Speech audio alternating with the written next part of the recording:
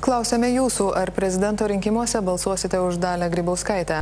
Over the last 8 years, Putin's regime built up slowly but steadily all sorts of obstacles. Legal, quasi-legal, some say constitutional, I believe most of them are anti-constitutional measures that are preventing an opposition candidate, a democratic candidate, to stand on the elections. Turkščiai pažeidė Lietuvos Respublikos konstituciją ir sulaužė duotą priesaiką, todėl Respublikos prezidentas Rolandas Paksas šalintinas iš užimamų pareigų.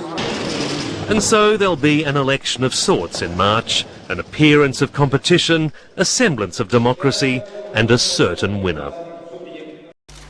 Į ją dedama daugiausiai lūkesčių, pasitikėjimas ją didžiausias ir ji bene vienintelė, kuri gali lemti. Oponentai sieks kelti daug negalinčių laimėti kandidatų. Remti Grybauskaitę prezidento rinkimuose žada liberalai, premjeras taip pat agituoja konservatorius ją paremti. Eurokomisarė lyderiauja visose apklausose, todėl jei prezidento rinkimai vyktų dabar, Grybauskaitė nušluotų konkurentus jau pirmajame ture. Šiandien tie šansai yra labai dideli. Mes turėjome tokį atvirą klausimą anketoj, ką jūs rinktumėt Lietuvos prezidentu. Jis surinka 60% Lietuvos gyventojų balsų, tai yra nepaprastai daug. Artimiausias konkurentas yra 10 kartų kažkur tolyn. But in this very Russian-style democracy, the only vote that really counts has already been cast.